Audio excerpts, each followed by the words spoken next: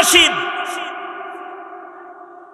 যেমন দামি মানুষ, ওনার বউ দামি। নহরে জুবাইদা এখনো মক্কা মুআজ্জামায় উমরার হাজীদেরকে দেখানো হয় হারুনুর রশিদের বিবির নহর নির্মাণ, যে নহরের পানির দ্বারায় সারা দুনিয়ার আল্লাহর মেহমানদের মেহমান নওয়াজি হয়েছে।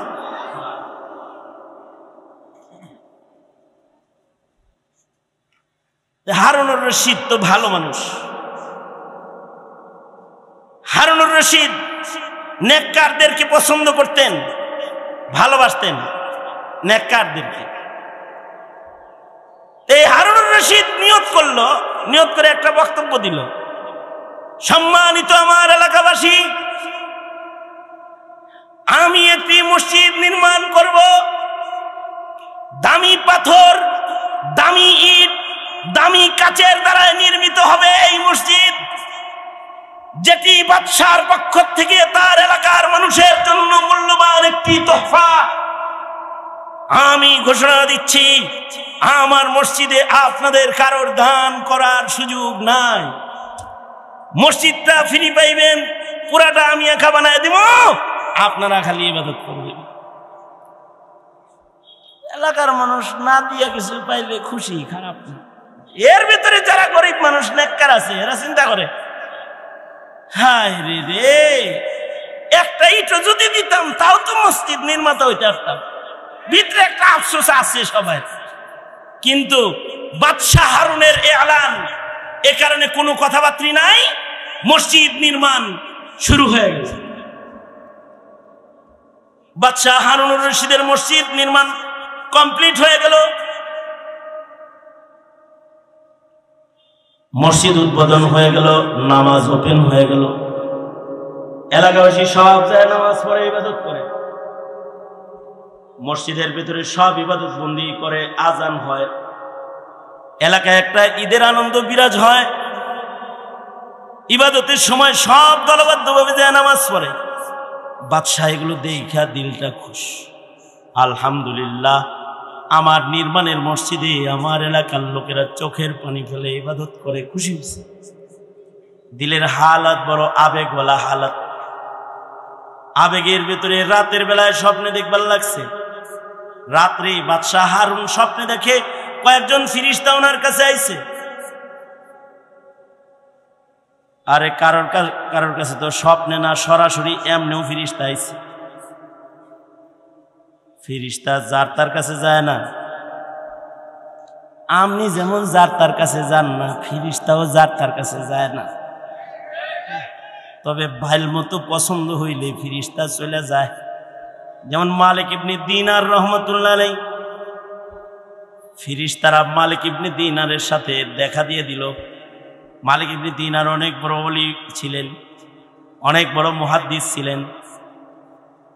ফিরিস্তারা ওনার লোকে দেখা দিয়ে দিছে। ফিরিস্তারা কাগজ কলমে গুরুস্থানে বয়ে বয়ে কিছু লেখে। মালিক ইবনে দিনার কয়, এই তোমরা কারা? নাহনু রুসুলুম মির রাব্বিক, তোমার রবের পক্ষ থেকে দূত, আমরা এই এলাকায় আসছি। কি লেগে আইছো?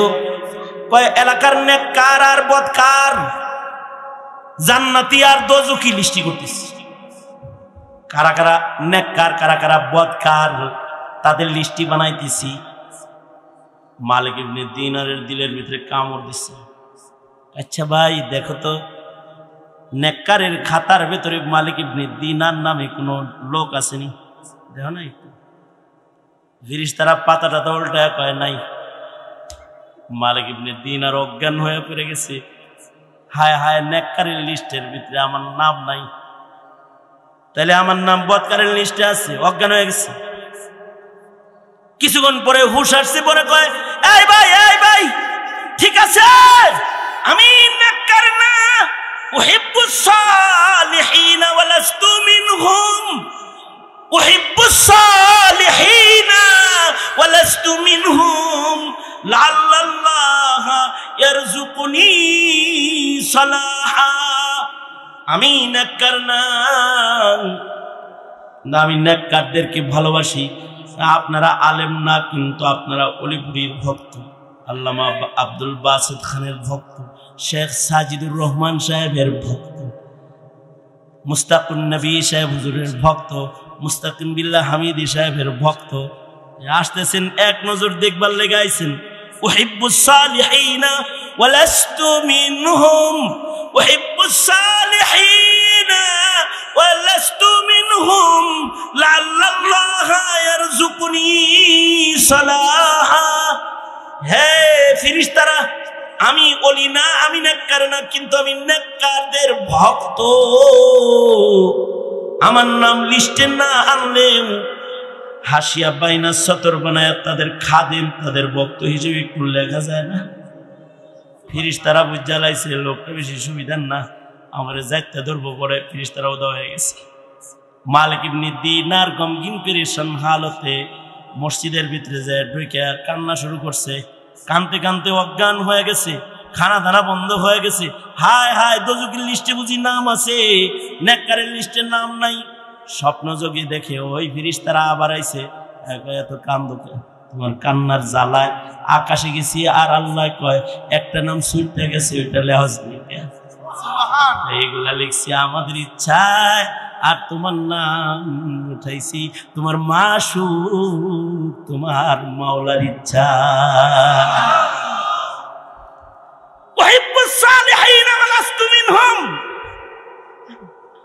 আল্লাহ যদি করে তাহলে আপনাদের এই বৈঠকটাও যদি এমন হয় অলিপুরীর সাথে জান্নাতে যাওয়ার সুযোগ হয়ে যেতে পারে, আল্লামা অলিপুরীর ভক্ত হিসেবে। আল্লাহু আকবার, জোরে আওয়াজ করে বলেন আল্লাহু আকবার, জোরে করে বলেন আল্লাহু আকবার। মানুষ ভালো হইলে ফেরেশতা দেখাল, সাহাবীরাও দেখছে। হারুনের কাছে ফেরেশতা আইছে, মনে আছে? হ্যাঁ, কি কয় জানেন? হ্যাঁ, হারুন রশিদ মসজিদ বানাইছে, আল্লাহ খুশি হয়েছে। আল্লাহ খুশি হয়ে তোমার জন্য যে একটা ঘর বানাইছে, এটা দেখবে না? চলো যাই জান্নাতের বাড়িখান দেখাই। জান্নাতটা কেমন, জান্নাতের বাড়ি কেমন? আল্লাহর রাসূল বলেছেন, মা লা আইনুন রাআত ওয়ালা উযুনুন সামিআত ওয়ালা খাতারা আলা কলবি বাশার। এটা এত সুন্দর যে সুন্দর চোখ দেখে নাই, কান শুনে নাই, মানুষ হৃদয়ে কল্পনা করে নাই। এত সুন্দর করে মুমিনের পুরস্কার জান্নাত আল্লাহ বানাইছে। এবার স্বচক্ষে জান্নাত দেখবার লাগছে। তবে খাঁটি মুমিন যারা, তারা সবাই মরার আগে জান্নাত দেখবে। সুবহানাল্লাহ, আর আস্তে করে কোন সুবহানাল্লাহ। জান্নাত দেখতে মনে চায় কার কার? জান্নাতে ঘর বানাইতে মনে চায় কার কার? হাত নামান, হাত। জান্নাত দেখতে মনে চাইলে খাঁটি মুমিন হয়ে গেলে জান্নাত দেখা যাবে। মরার সময় জান্নাত দেখা যাবে। আগে জান্নাত খুললা, তারপরে আজরাইলে কইব নো টেনশন, লা তাহজান ওয়ালা তাখাফ, উনজুর, তাকায় দেখো এইটা বাড়ি, ওইখানে যাইবা, চলো। খালি ডাক দিবে আর ভিতরে ঢুকে দিবে, কোনো টেনশন নাই। হারুনুর রশিদ জান্নাত দেখার লেগে এবার যাইবার লাগছে জান্নাত দেখতে। ফেরেশতা গুলোকে জান্নাত দেখবার যায়, জান্নাতের ভিতরে ঢুকছে, নিজের জান্নাত দেখছে, দিলের ভিতরে আনন্দ। জান্নাত দেখা জান্নাত থেকে বাইরে হইছে, আর দেখি জান্নাতের গেট বরাবর আরেকটা জান্নাত সেম সেম দেখা যায়। ওইটাও মসজিদ বানানোর পুরস্কার। হারুন মনে করতেছে এটাও আমার, সিধা ওইটার দিকে দৌড় দিছে। ওখানে দরজায় যে রক্ষী আছে সে আটকায় দিয়ে কয়, কই যান, কার বাড়িতে যান? এটা কিসের? কয় এটা অমুক মসজিদ যেটা আপনি বানাইছেন ওইটার পুরস্কারের বাড়ি। ওইটা তো আমার, আমি পাবো? না না না না, আপনি না, আপনি না, আপনার যুগালীদের ভেতরে একজন আহমদ বিন মুসা, আপনার একটা যুগালী, তার নামে এ জান্নাত। আপনার মসজিদে যারা কাম করছে যুগালী, তাদের একজন আহমদের নামে জান্নাত। এই কথা শোনার সাথে সাথে ঘুম ভেঙে গেছে। নিজের জান্নাত নিজে দেখলো, যুগালীর জান্নাত শুদ্ধা দেখছে। আমাদের এক বুজুর্গ ছিলেন খাজা আব্দুল ওয়াহিদ রহমাতুল্লাহ আলাইহি, আবিদুল জাহাবদের একজন, যিনি ইবাদত করতে করতে বিয়া করে নাই। ইমাম নববীর মতন অলি বুজুর্গ, কিতাব পড়াইতে পড়াইতে লিখতে লিখতে বিয়া করে নাই। খাজা আব্দুল ওয়াহিদও বিয়া করে নাই। মরার আগ দিয়ে একদিন কইতেছে, আল্লাহ বিয়া করলাম না, জান্নাতে আমার বউ নাই। জান্নাত দেখাইছে, জান্নাত দেখে কয় এটা তোমার, এটা আমার জান্নাত। আল্লাহ কয় হ্যাঁ হ্যাঁ হ্যাঁ এটা তোমার জান্নাত। কয় আহা দুনিয়াতে বিয়ে করি নাই, জান্নাতে বউ নাই। কয় না না তোমার লগে একজনের বিয়ে পড়াবো, সে তোমার বউ হইব। কয় আল্লাহ তারে কি দেখুন? হ্যাঁ তাকে দেখা যাইব। আছে হে কই আছে? অমুক এলাকার মরুভূমিতে গেলে হের লগে দেখা হইব। হ্যাঁ নাম কি? আল্লাহ কয় দাসী মাইমুনা, এটা তোমার জান্নাতি বউ। একটা দাসী ছাগল চড়ায়, বড় নেককার, দেখতে কালা কিন্তু বড় ভালা, আমার খাস পেয়ারা। ওরে জান্নাতে তোমার বউ বানায় দিব, জান্নাতে তোমার লগে থাকবো। ঘুম থেকে উঠা সুজা দৌড় দিছে, যেই মরুভূমির সন্ধান স্বপ্নে পাইছে সেই মরুভূমিতে সুজা দৌড়ে চলে গেছে বউ দেখার লেগে, বিয়া করার লেগে না, কিন্তু জান্নাতে হের লেগে থাকবো, দুনিয়াতে এক নজর দেখার লেগে। যায় দেখে আসলে দাসী মাইমুনা বসে বসে ইবাদত করতেছে, জিকির আজকার করতেছে, কেবলামুখী বসা, বড় নেককার, আবরু নিজেকে আবরু করে, নিজেকে পর্দা আবৃত করে ইবাদত করছে। খাজা আব্দুল ওয়াহিদ পর্দার পেছনে দাঁড়ায় পর্দা দেখে বুঝছে এইটাই হেডা হইব, তাছাড়া এত পর্দা কে এত সুন্দর করে এইখানে মরুভূমিতে ইবাদত করে, এইটা বউ হবে। যায়া পিছনে বসে রয়েছে, আওয়াজ দেয় না যে ইবাদত যদি শেষ হয় একটু সালাম কালাম করে যাওগা। খাজা আব্দুল ওয়াহিদ সালাম দেওয়ার আগে দাসী মাইমুনা নামাজের সালাম ফিরায় বলতেছে, আব্দুল ওয়াহিদ এনে আইসো কে? আব্দুল ওয়াহিদ তুমি এখানে আসছো কেন? তোমার সাথে সাক্ষাৎ তো আমার দুনিয়াতে না, তোমার সাথে সাক্ষাৎ হবে আমার জান্নাতের ভেতরে, এখানে আসছো কেন? খাজা আব্দুল ওয়াহিদ বলে, তুমি জানলা কেমনে যে আমি আব্দুল ওয়াহিদ? আপনি জানছেন হেমনি, আমি জানছি তেমনি, যেমনি আপনি জানছেন হেমনি আমি জানছি, আপনি যেমনি জানছেন আমি আপনার, আমিও জানছি আপনি আমার। এবার জান ভাগেন, খালি দেখা দেখা এখানে হবে না। কাউরে কাউরে শুধু জান্নাত দেখায় নেই, জান্নাতের বউ শুদ্ধ দেখাইছে। হারুনুর রশিদ রে জান্নাত দেখাইছে, আর একজনের জান্নাতে ঢুকবার চায়। ঘুম ভেঙে গেছে, ঘুম থেকে জাগ্রত হয়ে হারুনুর রশিদ রহমতুল্লাহি আলাইহি সব মিস্ত্রি জুগালি করে দাওয়াত দিছে। দাওয়াত দিয়ে এনে কয় কি, এই এই আপনারা আমার মসজিদে কাম করছিলেন, আমার মসজিদে কি কেউ দান সদকা করছে? না, কাউকে কিছু দিতে দেই নেই। তাহলে আহমদ নাম কার? জুগালি একজন হাত তুলে কয় আমার নাম আহমদ। এই তুমি কি এমন কাজ করলে যে আমার বরাবর হয়ে গেলে? আসো কাছে আসো। বুকে জড়ায় ধরে কয়, ভাইরে কি আমল করছো যে কারণে আমার মতন জান্নাতি বাড়ি পাইছো? কি আমল তুমি করছো? এ যুগালি কয়, বাদশা নামদার আপনি বলছেন একা মসজিদ বানাবেন, কারোর দান আপনি নিবেন না। আপনার মসজিদে কেউ দান করার সাহস পায় না। আমি আমার পৈতৃক ভিটা খনন করে কুয়া বানাইছি। এই কূপ খনন করার সময় বাপের ভিটার জমিনের নিচ থেকে সাদা ধবধবে 3 টুকরা পাথর বেরিয়েছে। আমি আপনার মসজিদের যুগালি দেখলাম, মসজিদের পাথরগুলার রং আর আমার মাটির নিচ থেকে উঠান না পাথরের কালার এক, সাদা ধবধবা। ভাবলাম প্রকাশ্যে এটা দেওয়া যাবে না, তাই রাতের আধারে একদিন 3টা পাথরের টুকরা আপনার জমা করা পাথরের স্তূপের ভেতরে রাতের আধারে আইসা আমি একদিন রেখে কিবলামুখী হয়ে আল্লাহকে ডেকে বলেছি, আল্লাহ আমিও কিন্তু ইব্রাহিমের সন্তান। ওগো আল্লাহ, আমার মসজিদ বানানোর টাকা নাই, কিন্তু ঘরে 3টা পাথর ছিল, যে পাথর গুলার কালার হারুনের কেনা পাথরের সাথে মিল।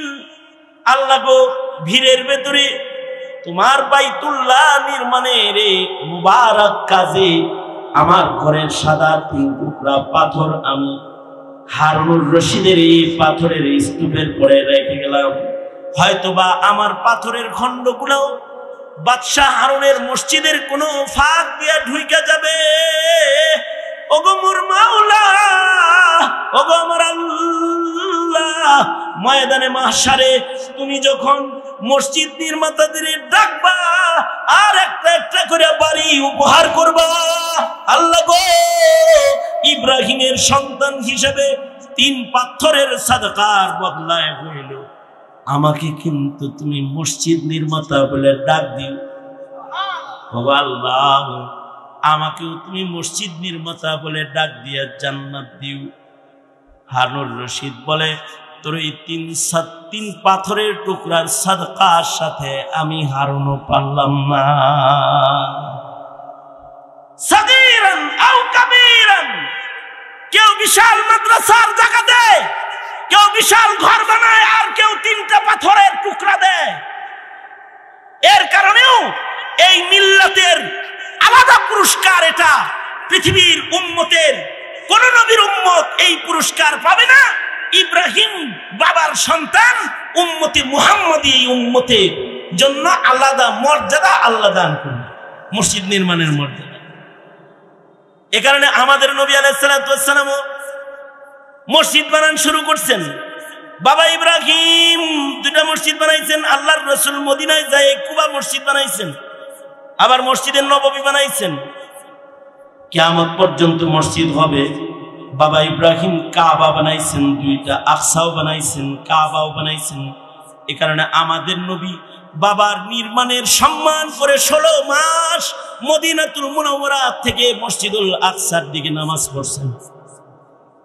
আমাদেরকে আকসা প্রেমিক হইতে হবে, মসজিদ প্রেমী হইতে হবে, মসজিদের সাথে কলব ঝুলন্ত রাখতে হবে, কাবা প্রীতি হৃদয়ে লালন পালন করতে হবে। যদি কারোর ভেতরে মসজিদ প্রেম পাওয়া যায়, মাদ্রাসা প্রেম পাওয়া যায়, তাদেরকে আরশের নিচে জায়গা দান করা হবে। ময়দানে মাহশরে মসজিদের ভেতরে ইবাদত করবে আর মাদ্রাসার ভেতরে ইবাদত শিখবে। এ কারণে যেই মসজিদের সাথে মাদ্রাসা থাকে না, ওই মসজিদের ভিতরে বিদআত জায়গা পায়,